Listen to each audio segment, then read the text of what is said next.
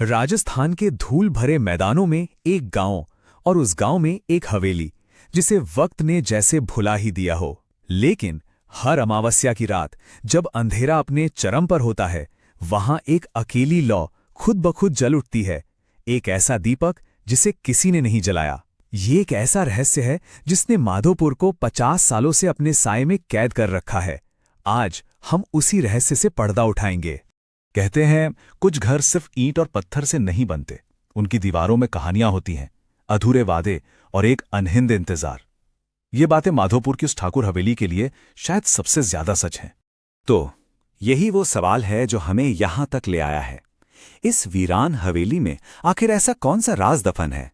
ये जो दीपक जलता है, ये क्या है? क्या ये कोई आत्मा है, कोई श्राप, या फिर कुछ ऐसा जो हमारी सोच से भी परे हो? इस सवाल का जवाब ढूंढने के लिए हमें पहले उस कहानी को जानना होगा जिसने इस हवेली को इतना खौफनाक बना दिया है। लौ की कहानी। ठाकुर हवेली सिर्फ नाम ही काफी था। गांव वाले ने इसकी तरफ देखने से भी कतराते थे। इसके चरमराते दरवाजों और टूटी खिड़कियों से नजरें फेर लेते थे।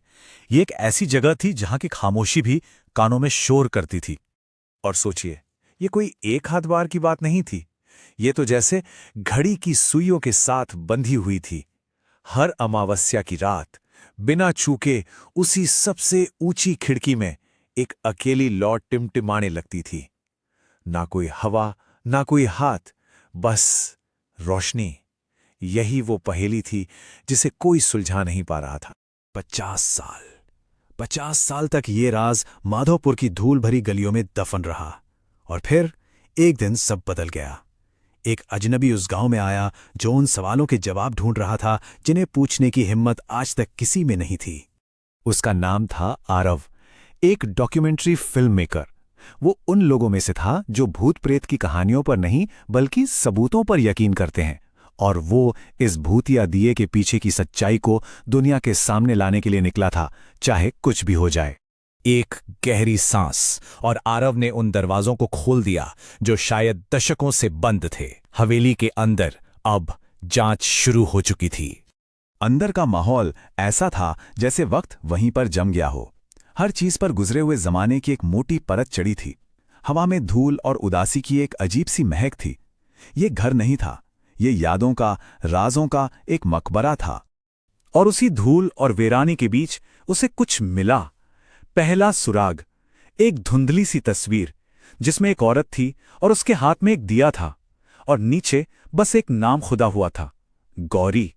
अब जाकर इस रहस्य को एक चेहरा मिला था। बेटा, अचानक एक भारी आवाज ने उस खामोशी को तोड़ा। आरव चौंक गया। यह हवेली का बूढ़ा चौकीदार था, एक ऐसा आदमी जिसकी आंखों ने शायद वो सब देखा था जो इन दीवारों में दफन था। उसकी आवाज में डर नहीं बल्कि एक बहुत ही गंभीर चेतावनी थी। लेकिन चौकीदार की कहानी वो भूतों की नहीं थी। नहीं, वो कुछ और भी ज्यादा दर्दनाक थी। ये एक प्रेम कहानी थी, एक ऐसी कहानी जो ठीक 50 साल पहले शुरू हुई थी। गौरी ठाकुर की बेटी और मोहन एक मामूली सा दिया बनाने वाला। उनका प्यार समाज की इन ऊंच नीच की दीवारों में कैद था। और वो दिया, वो कोई मामूली दिया नहीं था, वो उनका गुप्त संदेश था।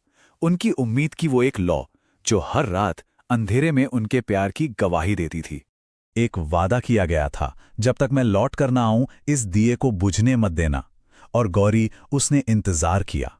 हर अमावस्या उसने वो दिया जलाया इस उम्मीद में कि ये रोशनी मोहन को घर वापस ले आएगी।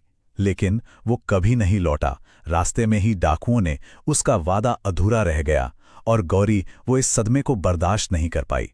उसी कमरे में उसकी भी जान चली गई और उसकी रूह हमेशा के लिए वहीं कैद होकर रह गई, इंतजार करती रही।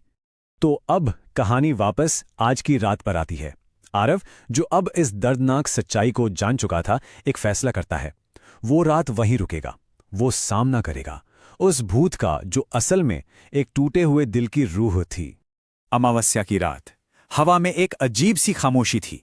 और फिर घड़ी की सुइयों ने 12 बजाए। वो पल आ चुका था। और ठीक उसी वक्त वो हुआ जैसा कहानियों में कहा गया था। बिना किसी के छुए दिए की बाती जल उठी। पूरा कमरा एक अजीब गर्म रोशनी से भर गया। ये सब सच था। हवा अचानक ठंडी हो गई और फिर उसने उसे देखा।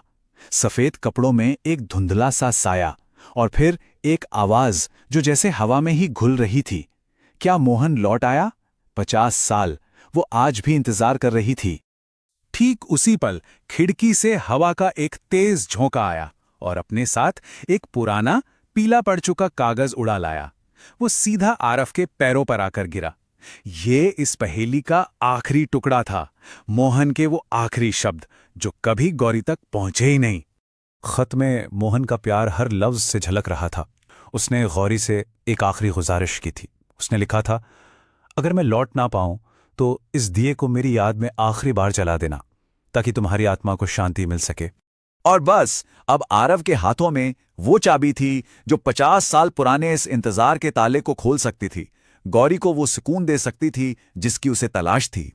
आरव ने उस खत को जलते हुए दिए के पास रख दिया। जैसे ही कागज ने आग पकड़ी, पूरा कमरा एक बहुत ही तेज मगर शांत रोशनी से भर गया, और उस रोशनी में गौरी की परछाई मुस्कुराई। उसकी आंखों में अब सुकून था, और फिर वो धीरे धीरे हवा में गायब हो गई, हमेशा के लिए। इंतजार खत्म हो गया था। उस रात के बाद ठाकुर हवेली में वो दिया फिर कभी नहीं जला। गांव वालों के लिए ये किसी चमत्कार से कम नहीं था। अब खौफ की जगह हैरत थी। हवेली आज भी वहीं खड़ी थी, वीरान, लेकिन अब वो भूतिया नहीं थी, वो बस खामोश थी। तो आखिर में माधोपुर हवेली का ये रहस्य कोई डरावनी कहानी नहीं, बल्कि एक प्रेम कहानी निकली। ये हमें याद दिलाती है कि कभी कभी जिन चीज़ों से हम सबसे ज्यादा डरते हैं वो बस ऐसी कहानियां होती हैं जिन्हें हम समझ नहीं पाते। हमारे आसपास की ये खामोश दीवारें न जाने अपने अंदर और कितनी ही ऐसी कहानियां छुपाए बैठी हैं, बस किसी के सुनने का इंतजार कर रही हैं।